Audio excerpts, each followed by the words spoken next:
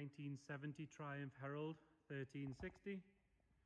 As you can see, finished in a nice bright red with a contrasting black roof and black interior. This car was driven all the way to us from its storage in Scarborough. Didn't miss a beat on the way up, I'm told. It was repainted about 4 years ago. It's had a new hood in that time as well as a new interior. We do have quite a large history file for it, which we will detail in the description. It does come with quite a decent amount of spares. There's a boot full there from what I know. We'll start by having a look at the bodywork. So like I say, repainted and not done very many miles since. So as you can imagine, the paint and the bodywork is lovely. There's no real marks to be of any note. Even the inner wings, apparently since it's been done, it's never seen any water on the roads, any rain. That's why he's brought it to us today, because we've had a nice dry day, which is pretty rare. But coming down the side of the car, you can see it's a lovely straight car. Panels are lovely. Now, if you know Triumph, you know these gaps are shocking from factory, but actually, as far as Heralds and Vitesses and those sort of things go, that's actually not that bad, believe it or not. And again, where it meets down the bottom, it's nice. A little bit more adjusting, and I would say that's about as close to perfect as you're going to get on a Herald.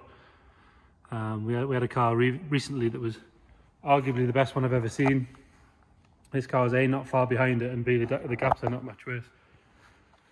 But yes, a little bit of adjusting and that would have it near perfect, I would say. The sills are very good. All the chrome work's nice. It's all new. All the chrome trim, all the strips, all the wing mirrors, all been replaced. I'm guessing they're the original handles because there's a tiny little bit of crazing in there. But lock and everything's nice. 4 good wheels and tyres. Hubcaps are nice, they're new as well. Down the back quarter of the car. Nothing to be of note really. Nice straight looking car. Quite often you find these white bumpers have yellowed over time and they sag. On this car they're obviously new, so they're just what you want to see.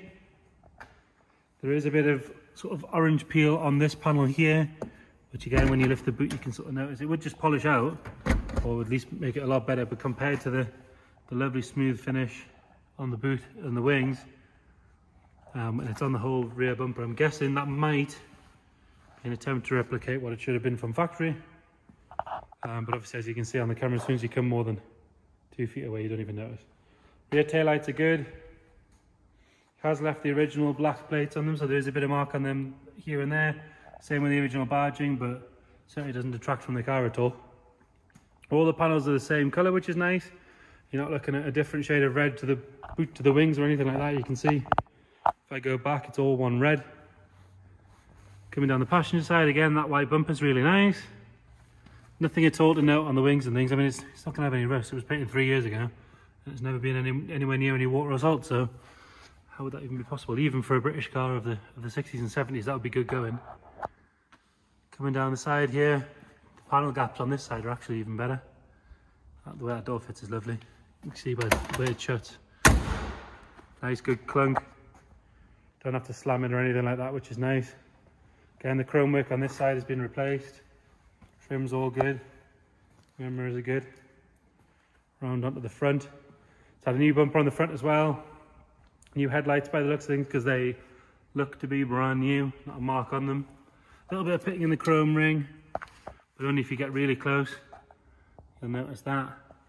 He's left some old AA badges on the grille there, and RAC, just hedge your bet. If you've got AA and RAC, you're not going to be left stranded for very long, are you? So yeah, really good overall, the bodywork. Like I say, it was driven to us, so mechanically it's good. I have had it down the road. It does drive well, it's nice and tight. If we lift the bonnet, have a look under there. Again, the underside of the bonnet's nice and clean. You can tell it's never been out in any moisture, because I mean, there's not a speck of dirt on the inside of those arches. Inside of the bonnet's super clean. Engine's as it should be, nice and original. It's not been painted any funny colours or anything like that. Bulkhead and everything's nice. All these shuts, lovely. Bonnet shuts nice and tight. You don't have to slam it again. You don't have to push down on it to get it clamped down or anything like that. Nice fresh looking airbox. Yeah, really good. If we have a look at the interior. So again, it's had new door cards, new seats, new carpet. It's got a very nice, what looks to be a motor steering wheel, which fits really well.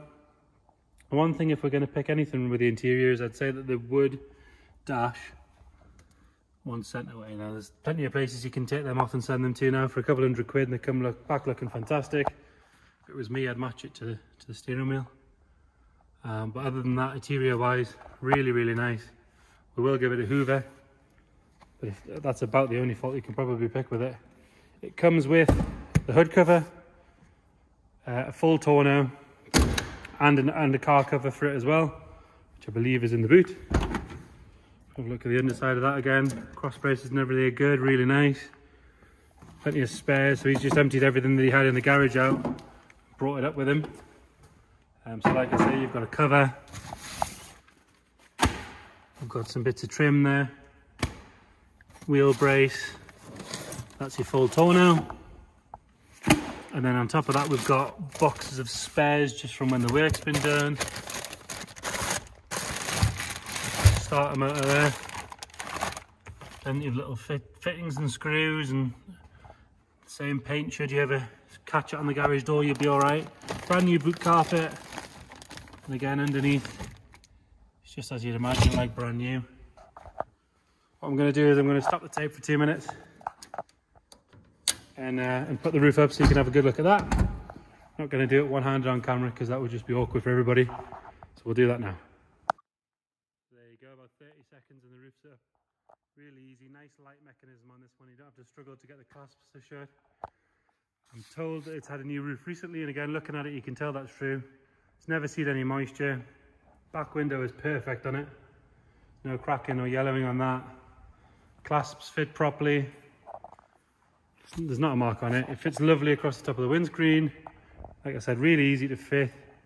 Did it on my own with no pushing it down on the top or anything like that. Just get the clasp on it, pull it shut. It's always a sign of a quality hood. The inside, all the bars are good. They were renewed at the same time. Really nice. Get this thing started up.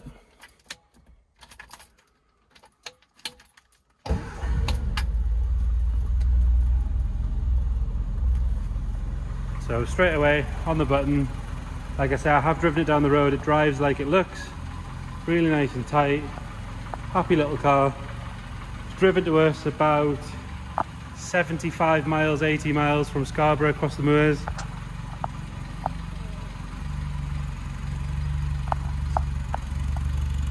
So there you have it, 1970 Triumph Herald 1360.